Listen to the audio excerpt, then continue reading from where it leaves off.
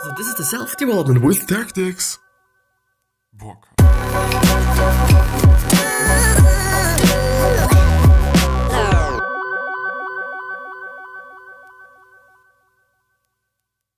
So, today we're going to talk about parenting, apparently, and we're going to talk about the book The Price of Privilege by Madeline Levine, or Madeline Levine, however you want to pronounce it, is again by the netaliation.com site. The link is going to be down in the description, as always, and I think it is pretty cool. I mean, it is only quote-unquote rated 6 out of 10, and the thoughts or the little summary of the whole summary is the first 1/3 is a great primer on the problems of popular parents' styles and how that leads to depression, angst, and the excellent sheep problem. The rest is how to parent better, which I obviously did not find quite as useful, but if you are a parent, read it. I'm not a parent, but I'm still pretty interested because I don't know, like it is interesting to see things that I haven't seen before, I guess. So I'm gonna read. Basically, kids are being emotionally destroyed by a hyper-competitive education system, leading to systematic depression, angst, anger, drug abuse, and even suicide among adolescents. This leads to a host of problems later in life, and it is up to parents and educators to prevent it from happening. And I do actually have to say, and this is something that I've said before, like if you are a fucking teacher, you do have, you can make big things. You really can. But I gotta have to check out something really quickly. I'm very sorry. I do want to look at some. A superficial reading of this type of teenager might suggest that they are simply spoiled or overindulged. It is tempting to trivialize the problems of kids who have been the recipients of exhaustive parental intervention and have been liberally handed both material and educational opportunities. Yet, the depletion I felt that Friday afternoon came not from treating spoiled or indulged kids, but from treating troubled ones. A talented 13-year-old seriously considers hacking his way into this cool computer system to raise his math grade. An academically outstanding 16-year-old thinks about suicide when her SAT scores come back marginally lower than she had expected. A 14-year-old boy cut from his high school junior varsity basketball team is afraid to go home, anticipating his father's disappointment and criticism. Yes, it is, I think, I do not want to say that it is common because it seems to be common, but I really don't know. The whole SAT or in just general grades thing is something that I've seen and is something that I've also experienced and is something that that is fucked up and is something to consider and something to keep in mind and something to hate quite actually as well. And the kids I see have been given all kinds of material advantages, yet feel that they have nothing genuine to anchor their lives to. They lack spontaneity, creativity, enthusiasm, and most disturbingly, the capacity for pleasure. As a result, kids can't find the time, both literal and psychological, to linger in internal exploration, a necessary processor to a well-developed sense of self. Fantasies, daydreaming, thinking about oneself and one's future, even just quote-unquote chilling, are critical processes in self-development and cannot be hurried. And I think so as well. And I think there's also a problem nowadays, and I'm seeing it just definitely as well in myself, that I kind of feel like that I have to do something all the time. Like there is no time that I feel like, well, now I can rest. Unless I have really done quite a lot for quite a long time. Then I feel like, well, you know what? I can rest a bit. But, I really have to do quite a lot of things. And it is quite fucked up because yeah, it really easily leads to just doing too much and resting too less, which is not a good thing, because if you're doing that, you're quite ensuring that you're not able to do things for quite some time. You probably can't. You can't just stay on that level for longer periods of time, which is a sad thing because, yeah, you can go just 150,000% for 2 weeks, but then you just have to take 4 weeks off and then you can do it again. And no, it does not make too much sense.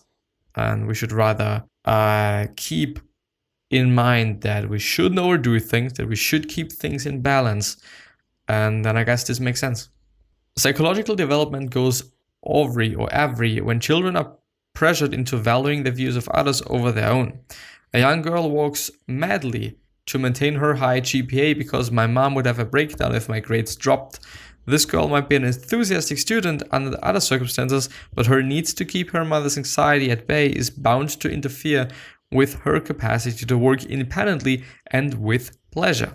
Ultimately, motivation for any venture needs to feel like it comes from inside. And if it does not, then it also feels not very good. We do need to have intrinsic motivation. We do need to be motivated because of certain things that we value and we think about and we think are important. Because if somebody thinks, okay, it is important and it is a good thing, then yeah, cool, I don't care. In the end, whomever you might be. Authenticity is not aided when kids have to battle against parents who are implanting other, often unrealistic quote-unquote selves. Stellar student, outstanding athlete, perfect kid, into the teenager's already crowded psychological landscape. Yes, I would say this as well. Intrusion and support are two fundamentally different processes. Support is about the needs of the child. Intrusion is about the needs of the parent. Very interesting, and I forgot about highlighting quite a lot of things. So I'm gonna take this one, and I'm also gonna take this one. We need to examine our parenting paradigm. Raising children has come to look more and more like a business endeavor, and less like an endeavor of the heart. We are overly concerned with the quote-unquote bottom line, with how our children quote-unquote do, rather than with who our children are, quote-unquote. We pour time, attention, money into ensuring their performance, consistently making it to their soccer game while inconsistently making it to the dinner table. I think it is about different values. I think it is about seeing different things and seeing different values in different things. And this is what I see. But you as a parent, you as an educator, and you as a person, we can really do amazing things. If you're a teacher, which is a person of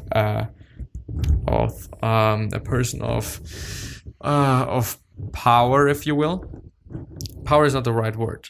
It's something with it's not authentic authority. You are a person of authority for quite a lot of people.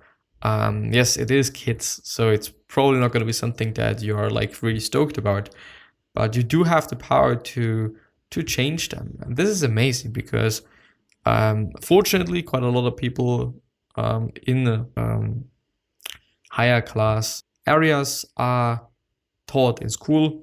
Let's put it like this, very very not good, not very well done here, my speaking, my communicating, but I know that you know what I mean.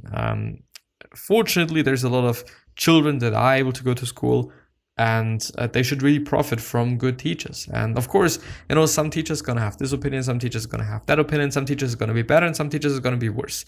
And some teachers are going to be better for some students, and some teachers are going to be worse for some students, because we all have different ways of viewing the world, different ways of thinking about things and stuff. And yeah, I mean, it's understandable.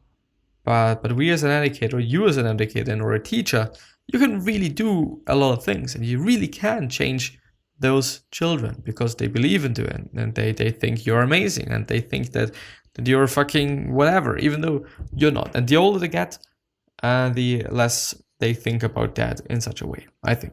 We need to examine America's newly identified at-risk group is preteens and teens from affluent, well-educated families. In spite of their economic and social advantages, they experience among the highest rates of depression, substance abuse, anxiety disorders, systematic complaints, and unhappiness of any group of children in this country. And I definitely want to point out, because it just went through my head, there's a lot just more important things. Substance abuse. I think that since the last week I've been on a trip with my class I've been drinking quite a lot. I've been drinking more than I've been drinking in my whole entire life altogether. I'm not a drinker. I also haven't drank since then. Well, that's not true. Yesterday, I think, or the day before, I have. But it's been one glass of just something because of school and stuff, and I thought, well, yeah, okay, but in the end, it was really unnecessary. But anyway, I have seen that it really can just change things, and you can also really use it as a tool. I think it depends on just which substance it is. Actually, you can also just choose tobacco or nicotine, which can make you more concentrated, which can make you whatever. But yeah, you really have to be conscious about the fact that you shouldn't overdo it, and that you should then also use it as a tool, because I would say the line between, okay, it is a tool and it is just something that I do because I'm either just I need it, I'm abusing it, and or just I'm bored or some other shit. It's very thin. It's a very thin line, and also very just a difficult line to get back to. You know, if you once stepped over this burden, over this wall, going back to it is pretty fucked up, I would say. Really. I just wonder about something. I really just wonder. The thing is, what I've seen with alcohol, primarily alcohol, I haven't just taken anything, well, tobacco, but I don't like it. I think it is quite unnecessary to a high degree, is that I can really talk to quite anybody, you know? And I've been able to just talk to some people that I haven't been talking before, and I've seemingly been able to just have a better bonding with different people in my class. And I think this is amazing, and this is a really cool thing, that you are able to just talk to people and talk freely to people, of course. And this is something that I've always thought, you know, you're not just saying something and saying dumb shit and are an asshole and stuff like that. No, I can really think about what I'm gonna say, and whether this is smart to say or no, or whether this is something that I should be saying or no. Of course, you are more likely to say something that you would not have said without the alcohol. But yeah, anyway, my bottom line is that there is, I understand it, because you feel better. That's quite it. And I mean, once you just get the hang of it, once you just subconsciously get the hang of it, that okay, if you just take this substance, then everything is going to be fine, then yeah, I think it is very understandable that people are prone to it. Studies of public school students have shown that as many as 22% of adolescent girls from financially comfortable families suffer from clinical depression. This is 3 times the national rate of depression for adolescent girls. By the end of high school, as many as 1/3 of girls from these families can exhibit clinically significant symptoms of anxiety. And this is, I hate to see that. She said on Wharton Sloan or Haas, the 3 top-ranked undergraduate business schools in the country. Are they? I didn't know about that. I point out that these schools are extremely difficult to get into, and that Catherine has never mentioned whether the schools themselves or the towns they are located in are appealing to her. Catherine dismisses my concern. I want to get a job when I graduate. One of those schools will be my ticket, she insists. And I'm actually, at this point in time, I'm just very unsure about this. Because, I mean, yes, the standard is going to be higher if you have attended such a school. It is going to be something different. You're not going to be, I don't want to say dumb, but if you are just the worst in Harvard, then you're still going to be the best in some other school, kind of, or even better than the best at some kind of other school. I assume, at least. I don't actually know, but maybe this is something that we think is the case, even though it is not. On the other hand, I think at this point in time, you can really, really, really, if you just put in the work, and if it is something that you really appreciate and really enjoy doing, then you can really get good and way better than anybody else. And by also not just attending such a Ivy League school or such whatever school. But of course, those brands, they are gonna stay for a bit longer, I guess. Regardless of whether research has focused on younger kids, older kids, or has followed youngsters throughout their adolescence, 2 factors repeatedly emerge as contribution to their high levels of emotional problems. The first is achievement pressure, and the second is isolation from parents. 31, while achievement pressure and isolation from adults appear to be mutually exclusive, somebody has to be putting the pressure on. They are not. In fact, achievement pressure often comes from parents who are over-involved in how well their children perform and inadequately involved in monitoring these same children in other areas. We can be over-involved in the wrong things and under-involved in the right things, both at the same time. Yes, unfortunately. And yeah, I think we're going to go ahead with this in the next episode or in the next podcast. I think it is very interesting. I think it is very cool. It's not really something that I don't know, appreciate or something. You know, it is a harsh thing for me because I think it is a painful thing to know that, okay, you come to this world and the only reason why something is wrong is because of your parents or your surroundings. But yeah, anyway, I wish you the best health, happiness, and also success, and also hope that you're gonna remind yourself and you're gonna be remembered, which basically means your legacy and basically means just being a nice person and then being remembered as a nice person, which is a pretty fucking cool thing. 3 other questions that I'm having you are: why are you here? What are you trying to change? And what is bothering you the most? These 3 questions. Hopefully going to show you your purpose and maybe even a business idea, which is a pretty fucking cool thing. On the other hand, one other question that I'm having you is: what could you particularly say that is really going to change somebody's life and that is really going to make a difference? Because I totally believe that we all can say something and that we all can do something. But unfortunately, it's not the case really often, and we often are just silent and do not say anything. But yeah, anyway, with that being said, I'm hopefully going to see you the next time. Bye-bye, and thank you from the bottom of my heart, because I just really, truly appreciate you. Thank you.